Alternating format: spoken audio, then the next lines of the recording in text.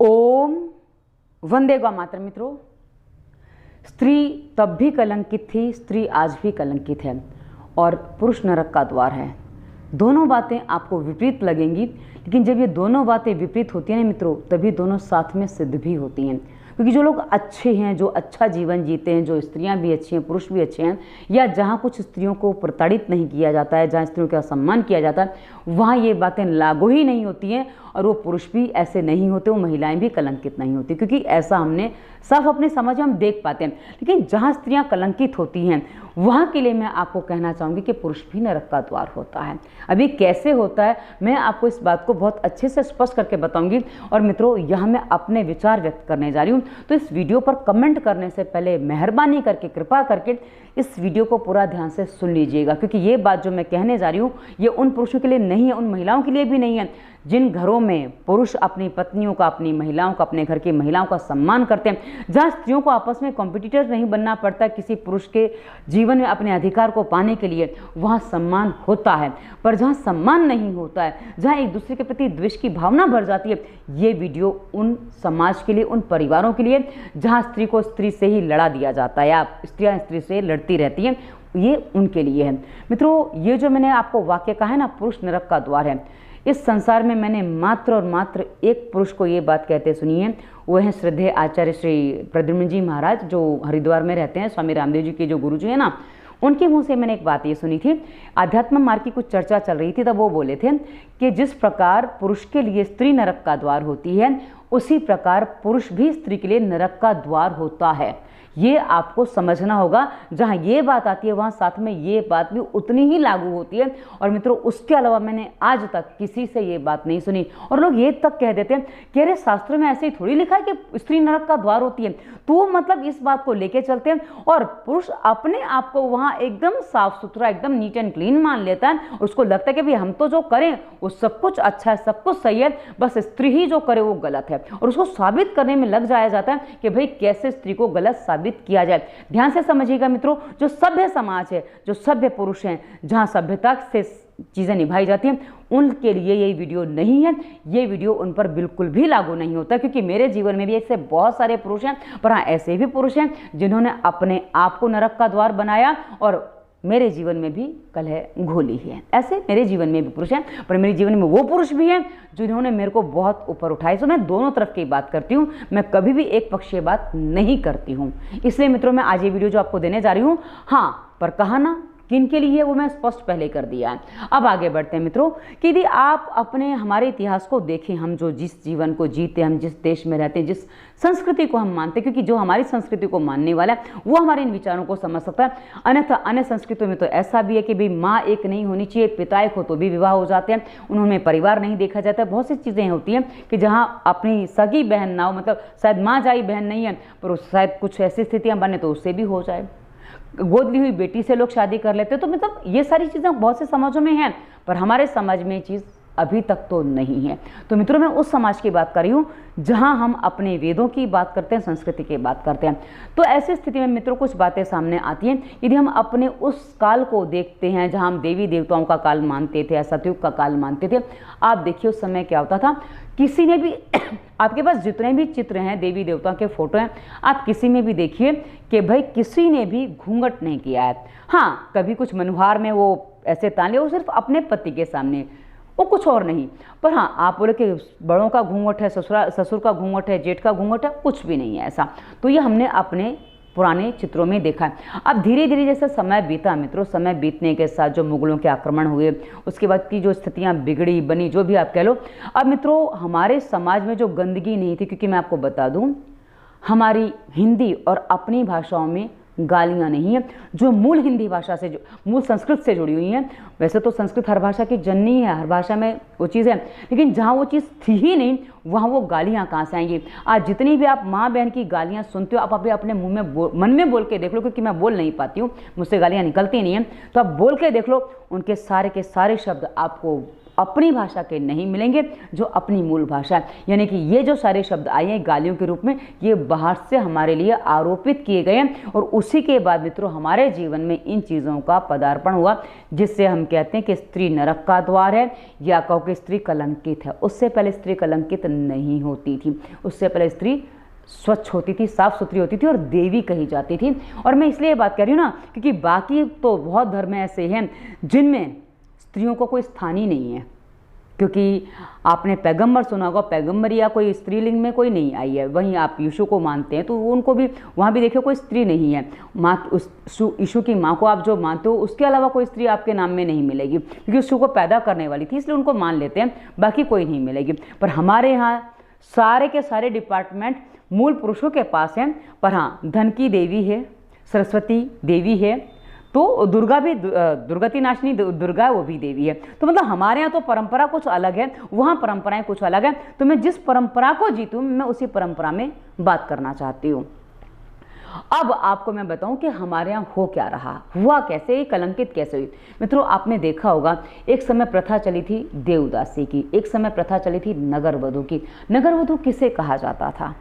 जो नगर की सबसे सुंदर स्त्री होती थी उसको नगरवधू बना दिया जाता था, और उसके पास हर पुरुष जा सकता था। अब आप समझ सकते हैं कि इसका मतलब क्या है। मैं इसको और विस्तार से स्पष्ट नहीं करना चाहती, क्योंकि उसमें विस्तार करने में कोई बड़ा विषय लागू नहीं होता।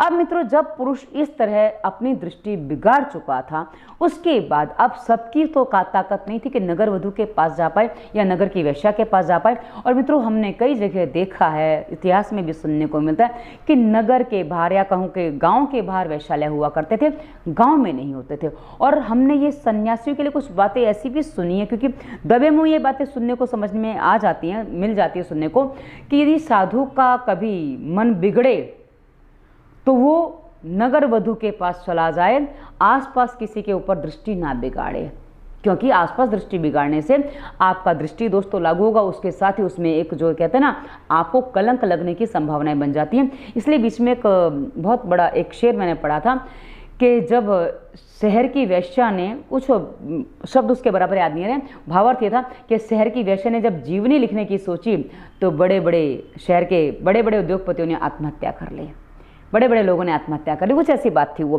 तो मतलब आप समझ सकते हैं कि उससे क्या जुड़ा हुआ था। और जब ऐसी स्थिति बनी मित्रों, अब सबकी ताकत तो है नहीं कि जाएं वहाँ पे। अब हुआ क्या, सामान्य परिवारों में आप देखिए धीरे धीरे घूंघट की प्रथा आ गई। अब घूंघट किसी लड़की ने खुद किया, किसी स्त्री ने खुद किया, या उसके किसी बड़े ने कहा कि अरे अपना मुंह छुपा ले।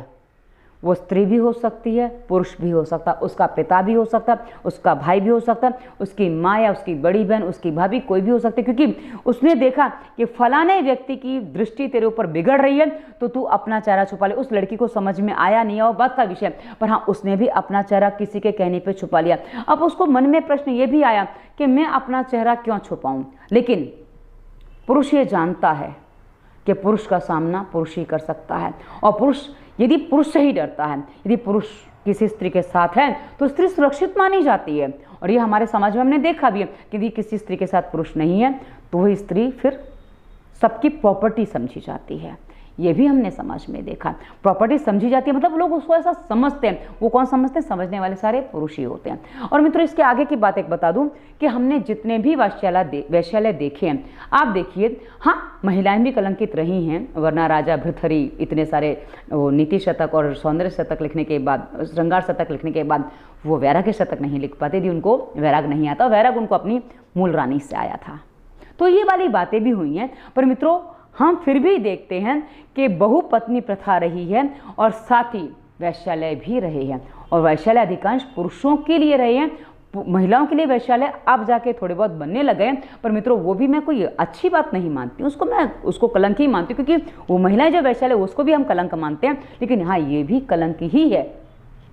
लेकिन जो वैश्यालय बने उस वैश्यालय में मुझे जहाँ तक जानकारी है अधिकांश स्त्रियाँ कभी भी, जो लड़कियां जो आती थी ना, वो अपनी स्वेच्छा से नहीं आती थी, उनको कहीं ना कहीं से बहला के, फुसला के, फंसा के वहाँ लाके बेचा जाता था, वहाँ लाके छोड़ा जाता था। उसके बाद वो वहाँ बंधक हो जाती थी। इसका मतलब है कि ये जो वैश्यालय में जो तैयार की जाती है वो कहीं अपने आप से नहीं है। हाँ, अब जो बार वाला जो वगैरह जो होती हैं, जो बार डांसर वगैरह होती हैं, अब क्या करें, उनके पास कोई काम नहीं, कोई काम मिल नहीं रहा, उनको जल्दी धन कमाना है, तो वो ये काम कई बार अपना भी लेती हैं, क्योंकि उनके पर जिम्मेदारी वैसी है, उसके बाद उनको चीज़ अपनानी पड़ जाती है। हाँ, बहुत कम, अब तो खैर वो भी मात्रा बढ़ गई है, पहले नहीं था कि पहले बहुत कम लड़कियां ऐसी होती थी जो अपने शौक में इस तरह के काम करती थी, लेकिन अब एक वो बहुत ही सामान्य चीज़ हो गई जिसे हम कहते हैं ना चीप चीज़ हो गई है, वो चीप जैसा माहौल हो गया। पर मित्रों, शुरुआत इसकी कहाँ से हुई, वो आगे जाके जो बिगड़ा है, मैंने कहा ना कि मैं सारी चीज़ें आपके सामने स्पष्ट करूंगी, पर क्या है ना, विषय जरा अलग है तो स्पष्टता करने में थोड़ा सा समय लग जाता है। अब मित्रों, क्योंकि इतिहास से बताना ना, तो अब आपको बता दूं कि जो स्त्रियाँ वेश्यालय में जाके बैठी हैं, बिठाई गई हैं, आप निश्चित हैं इस बात के लिए।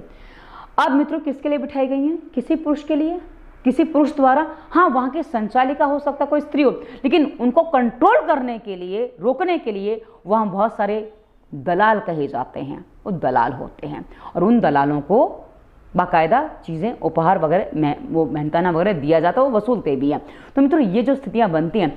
अब एक बात और बता दूं कि कई जगह कुछ चीज़ें फिर ऐसी हो जाती कि उन लड़कियों को पता है भी हमें यहीं रहना है, तो एक नॉर्मल हो जाती है, यूज्ड टू हो जाती है। उसके बाद आप देख लीजिए कि जब पुरुष आता है वेश्यालय में, उसको कुछ उसकी पूजा करने नहीं आता है, उसको वहाँ से निकालने नहीं आता है। और होता क्या है उसके परिणाम में, कई बार पुरुष एक आरोप लगाता है कि घर वाली सुनती नहीं है, बाहर वाली लूटती है। इस बात पे मैं आपको एक बात स्पष्ट कर दूं, आप अपने आप से विचार करिए, जो आपको बाहर वाली लूट रही है, उसके लिए मैं पहले बात बता दूं कि आज तक मैंने नॉर्मली नहीं देखा कि किसी वेश्यालय से, किसी कोठे से, किसी बार से निकलकर किसी स्त्री ने रोड पर आकर राह चलते किसी राहगीर का हाथ पकड़ा हो, उसको बोला चल मेरे साथ, और उसको लूट लिया हो। हाँ, कोई अच्छा लगा, उसके सामने अपना निवेदन किया, पर उसको हमेशा दिया ही होगा, लिया नहीं होगा। पर हाँ, यदि कोई ऐसा मिल गया कि वो इस तरह स्त्रियों ने कभी नहीं किया। हाँ, वो पुरुष अपने घर की मर्यादा पार करके, अपनी पत्नी को छोड़ के, अपने बच्चों को, माता पिता सबको त्याग के, उसके बाद अपनी पत्नी से असंतुष्ट होकर या उसकी कुछ बातें ना मानकर, क्योंकि असंतुष्टि कुछ बातें ना मानने में होती है, वो कई बार पत्नी जब भले की बात करती है ना, पुरुषों को बड़ी चुभती है, तो उस समय उनको लगता है कि ये तो मेरी समझती नहीं, मेरी बात ही नहीं समझती, सुनती नहीं है। उस समय वो उस बार डांसर या बार बाला के पास जाता है, और जब वो अपना धन वसूलते, क्योंकि उसको कौन सी लड़की पसंद आएगी, आप वो समझ लीजिए। जो ऐसे पुरुष होते हैं जो घर की पत्नी से परेशान होते हैं, चाहे किसी भी रूप में परेशान हो, उनको वही लड़की पसंद आएगी जो बहुत सारे नखरे करने वाली होगी, और नखरे करने वाली आपसे वसूलेगी, ना कि आपको देगी। और मित्रों, एक बात और बता दूं, जो नखरे करने वाली है ना, उसको भी ऐसे पुरुष पसंद आएंगे जैसे कि वो है, क्योंकि जैसा आपके साथ है वैसा उसके साथ है, लेकिन आप उसके सामने गिड़गिड़ाते हैं। जितना खर्चा आप बाहर वाले के लिए करते हैं, उतना खर्चा यदि पत्नी के लिए कर देते ना, तो पत्नी आप पे जी जान लुटा देती है। और वैसे वो लुटा रही होगी, लेकिन आपको उसकी पड़ी नहीं है, उसकी अहमियत आप समझते नहीं हैं, और आपको कोई दूसरी भाग गई है, बाहर वाली भाग गई है। अब ऐसे में जब आप आरोप लगाते हो कि तो कलंक है, ये है, वो है। और मित्रों, ये तो बाहर का विषय मैंने आपको बता दिया। अब घर में भी कभी कभी क्या होता है कि घर में जब ज्वाइंट फैमिली हुआ करती है, तो उसमें यदि बेटा कमाने गया है, तो जो उसकी पत्नी है वो घर में अब अकेली है। अब कभी पत्नी की कुछ स्थिति बिगड़ गई, या कुछ ऐसा हो गया कि वैसे तो अपनी बहुएं अक्सर संभाल के रखती थी, लेकिन कभी कभी उस घर के बड़ों की भी नीयत डोल जाया करती थी। अब जब ये नीयत डोलती है, उस समय उसको कहीं ना कहीं से कुछ उस पर पुराने आरोप, तो उसने उसके साथ ऐसा किया, इसके साथ ऐसा किया, तो उसके साथ घूमती थी, उसने तेरे साथ ऐसा किया तो चलेगा, मैंने किया तो कौन सा गुनाह कर दिया। तो ऐसी बातों में कई बार उस महिला को जानबूझकर प्रताड़ित किया जाता था। और मित्रों, जो पंचायत चलती है, उस पंचायत में पंच कौन होते हैं? अधिकांश सारे पंच पुरुष होते हैं। कोई पंच प्रधान में, 5 पंचों में स्त्री नहीं होती है। तो पुरुष जब निर्णय करेगा, तो उसको पता है कि उसकी अपनी भावनाएं, उसकी अपनी वासनाएं क्या हैं, और जितने भी उसमें जो गवाही देने वाले होते हैं, उस सारे के सारे भी मोस्टली पुरुष होते हैं। यदि महिला वहां कुछ बोलती है, वहाँ महिलाएं भी होती है, लेकिन महिला कुछ बोलती है, अपनी औरत को समझा ले, अपनी औरत को बिठा, अब तेरी औरत कुछ अलग है क्या, ये पंचों के बाहर जाके क्यों बोल रही है, ऐसी बहुत सारी बातें वहाँ भी बन जाती थी। अब ये बात जो हो जाती थी मित्रों, उसमें कहीं ना कहीं से जब सारे पुरुष एक तरफ मिल गए हैं, उनको पता है कि हमारी कमजोरी क्या है, तो अपनी कमजोरी को आज तू मेरी ढक, कल मैं तेरी ढक दूंगा। तो इस प्रकार से वो चीजें चलती रहीं और उसमें महिलाएं कलंकित होती रहीं और उसी में महिलाएं डायन भी बन गई। महिलाएं क्या कहते हैं, जिस भी आप संबोधन से उसको संबोधित कर दो, क्योंकि मुझे संबोधन ऐसे याद नहीं आते हैं, तो जो संबोधन आप कहना चाहते हो, जो संबोधन स्त्रियों को कई बार दिए जाते हैं, वो सारे संबोधन उस स्त्री को अच्छा खासा पाक साफ स्थिति में भी मिलते रहे हैं। अब ये जो संबोधन मिले हैं ना, उस संबोधन को देने वाला कौन है? पुरुष।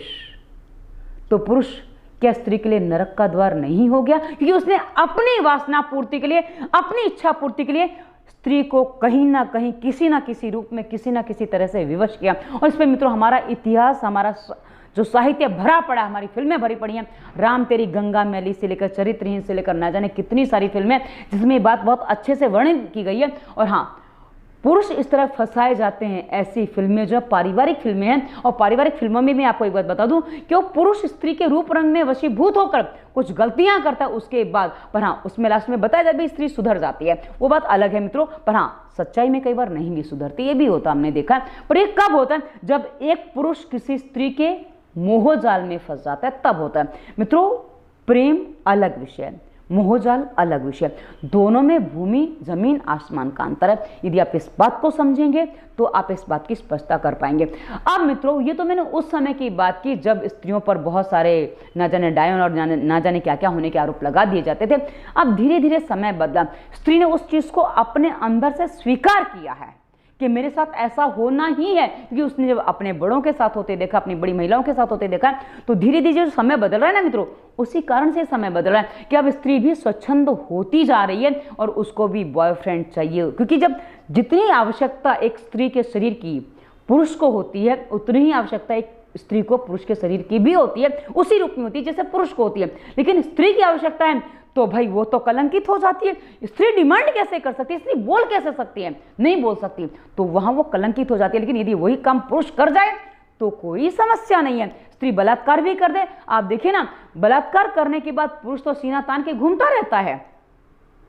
लेकिन यदि, मैंने एक बहुत पहले की बात है, करीब 15-20 साल पुरानी बात होगी ये, एक पुरुष ने 14 साल की बच्चे के साथ बलात्कार किया था और वो पुरुष 60 साल का था और बच्ची 14 साल की थी। उसके बाद वो मां बन जाती है, वो कलंकिनी कहलाती है, क्योंकि वो 14 साल की उम्र में मां बन गई है और वो पुरुष है 60 साल का, वो आराम से गांव में घूम रहा है। लेकिन चेहरा छुपाना तो उस लड़की को पड़ा, क्योंकि वो लड़की जब मां बन चुकी है, अब उसके सामने उसके साथ पूरे गांव के लोगों को लगता है कि ये तो फ्री की चीज है, इसको तो हम चीज के रूप में इस्तेमाल कर सकते हैं।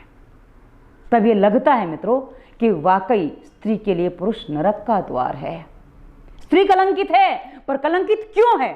और आज की स्त्री वाकई कलंकित हो चुकी है। तब बाहर से कहीं कलंकित थी और आज उसने उस कलंक को ओढ़ लिया है। क्योंकि पहले जो कहा जाता था, आज वो स्त्री ने करके दिखा दिया कि तुमने हमें इसी रूप में देखा, हम इसी रूप में आप सामने आएंगे। इसीलिए मित्रों, आज आप देखिए, पहले जो फिल्मों में काम करने वाली लड़कियां होती थी ना, वो अधिकांश वैश्यालय उस परिवार से होती थी, ताकि यहाँ से हम शायद इस दुनिया से, नरक से निकल सकें। लेकिन आज हम देखते हैं बड़े बड़े बिजनेसमैन के घरों की, बड़े बड़े बिजनेस परिवारों की लड़कियां, राजा महाराजों की लड़कियां जो कही जाती थी, वो आज फिल्मों में काम करने आ रही हैं। मतलब वो अपने कपड़े उतारने आ रही हैं। मैं कपड़े उतारना सीधा बोली, क्योंकि फिल्मों में जितना एक्सपोज करो उतना ही वो हिट हो जाते हैं। ऐसा हमने नॉर्मली देखा है। हाँ, सारे हिट हो जाए ज़रूरी भी नहीं है, पर जो हो जाते हैं। अब मित्रों, जो एक्सपोज हो रहा है, जो चीज़ें दिख रही हैं, क्या इसमें स्त्री वाकई सम्मान पा रही है? क्योंकि स्त्री इस बात को नहीं समझ पा रही है कि उस समय उसको बदनाम किया जाता, उसकी अपनी इच्छा चली कहाँ है। तब पुरुष ने अपनी स्वार्थ पूर्ति के लिए उस पर इस तरह आरोप लगाए। हाँ, लोग कहते हैं स्त्री का साथ नहीं देती है, देती नहीं है, नहीं दे नहीं पाती है। उसको ये पता है यदि मैं समाज से निकल जाऊंगी, क्योंकि हर स्त्री को एक डर लगता है, क्योंकि समाज में साथ कौन देगा?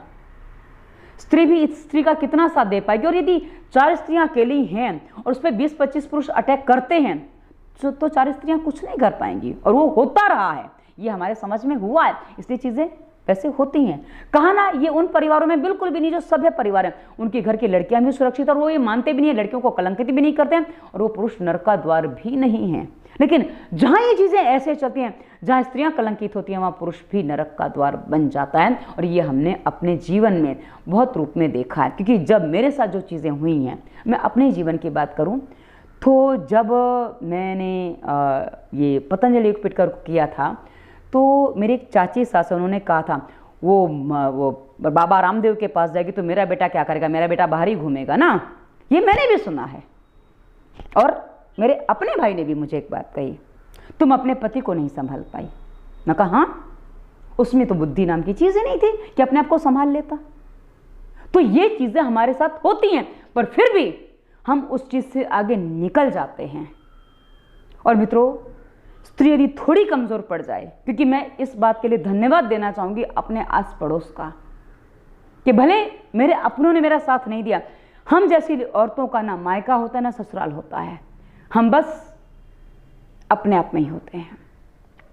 यदि मेरा अड़ोस पड़ोस अच्छा नहीं होता, मेरी सोसाइटी अच्छी नहीं होती जहाँ मैं रह रही हूँ, तो शायद आज मैं भी किसी और रूप में बदनाम हो चुकी होती। लेकिन हाँ, मेरे अड़ोसी पड़ोसी इतने अच्छे हैं, उन्होंने मुझे इतना अच्छे से संभाला है, कभी मैंने कहा कुछ तो उन्होंने कभी मेरे ऊपर आरोप नहीं लगाए। हाँ, मेरे घर में पुरुष भी आते हैं, लेकिन कभी भी उन्होंने मुझे उस दृष्टि से नहीं देखा कि दीदी कुछ गलत कर सकती है। उनको इतना विश्वास है मेरे ऊपर कि कहते कि दीदी, जब आपके जीवन से एक जा चुका है ना, आप आगे बढ़ने के विषय में सोचिए। ये मेरे आसपास के लोग कहते हैं, जो ना कभी मुझे मेरे ये सलाह मेरे मायके वालों ने दी, ना ही ससुराल वालों ने दी। हाँ, बात मेरी दोनों से होती है, दोनों पक्षों से होती है, लेकिन ये सलाह आज तक मेरे पास किसी ने नहीं दी। पर हाँ, मेरी सोसाइटी वाले कह चुके हैं कि दीदी आप अकेले रहते हो, आप अकेले कैसे रह लेते हो। मैं कहा आप लोग हो ना, आसपास तो हो ही ना। तो ये बातें भी हो जाती हैं। पर मेरा कहने का तात्पर्य क्या है कि हमें संभालने वाले कभी कभी बाहर वाले मिल जाते हैं, पर घर से तो हमें कलंकित ही किया जाता है, और हम कलंक हैं।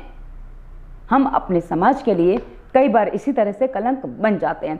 पर हाँ, यदि मैं कलंकित हूं तो मैं तब ये कहती हूँ उन पुरुषों के लिए जो मुझे कलंकित मानते हैं कि आप नरक का द्वार हैं। आप हम जैसी स्त्रियों के लिए नरक का द्वार हैं, क्योंकि मेरे जीवन को बनाने वाले पुरुष भी हैं। मैंने एक वीडियो दिया था कि धोखेबाज सारे पुरुष नहीं है, धोखा देने वाला स्त्री या पुरुष कौन होता है। मैंने बताया था पहले भी, और आज भी उस बात को कहूँगी। और अभी तो मेरे जीवन में एक नया मित्र और आया है, बहुत अच्छा व्यक्ति है। मैं जब उसको देखती हूँ, आमना सामना नहीं हुआ है, फ़ोन पे बात हुई है, जब मैं उसके बारे में सोचती हूँ, कभी कभी सोचती हूँ मेरे जीवन में आया क्यों है। लेकिन हाँ, साबित होता है कि स्त्री पुरुष मात्र वासनात्मक नहीं हो सकते, हमेशा उपासना भी होती है, और हम उसी संबंध से बंधे हुए हैं। मैं अपने जीवन में उस व्यक्ति को, मैंने उसको नाम अमन दिया है। मैं अमन जी का धन्यवाद देती हूँ कि अमन जी, आपने मेरे जीवन को बहुत शांत बनाया है। आपने जो मुझे दिया है शायद किसी ने नहीं दिया। मैं आपको बहुत बहुत धन्यवाद देती हूँ।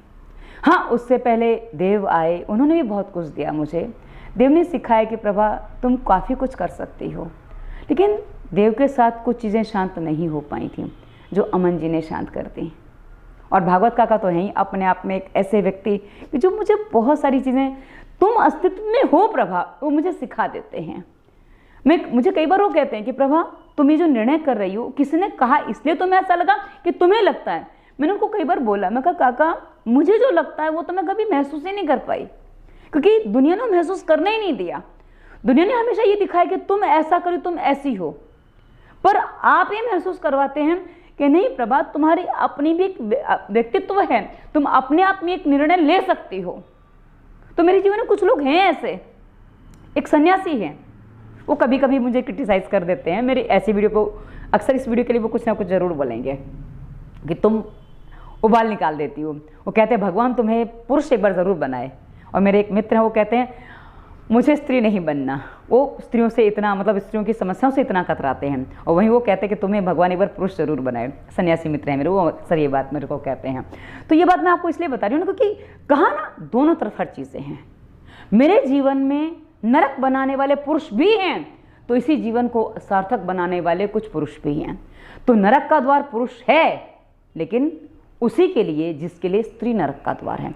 यदि पुरुष अच्छा है तो उसके लिए कभी भी स्त्री नरक का द्वार नहीं हो सकती, क्योंकि हमने ये देखा है, आध्यात्मिक हो चाहे संसार की व्यक्ति हो, दोनों ही स्थितियों में मित्रों, यदि कोई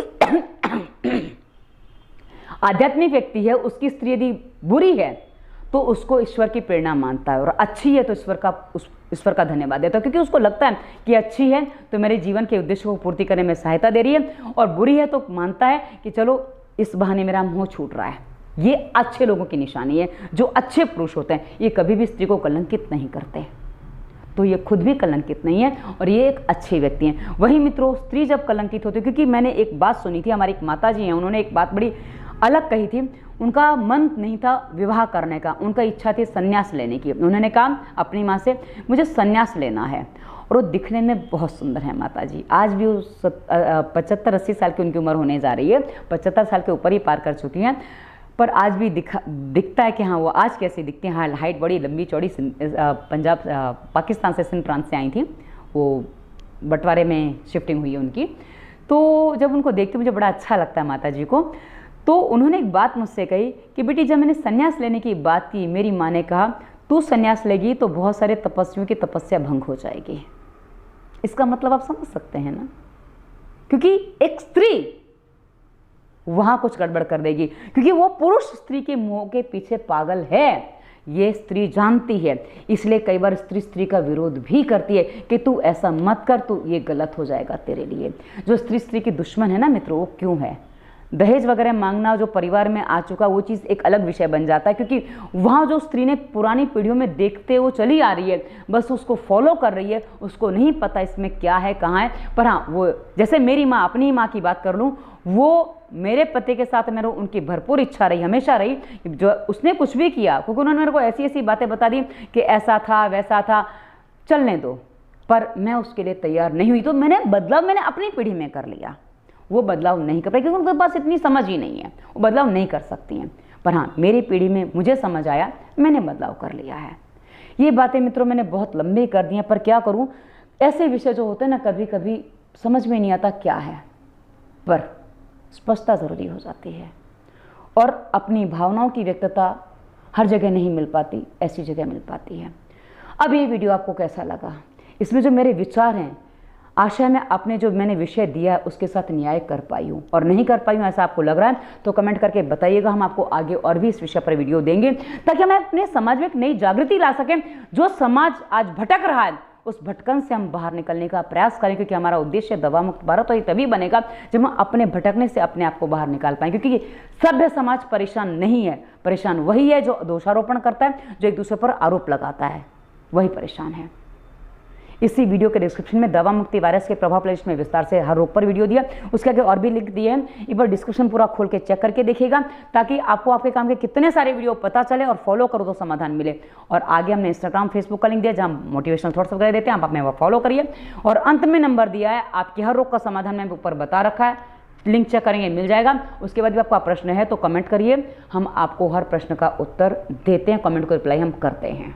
और चाहें तो आप हमसे कंसल्टेंसी भी कर सकते हैं, इसलिए नंबर हमने अंत में दिया है। धन्यवाद। वंदे मातरम।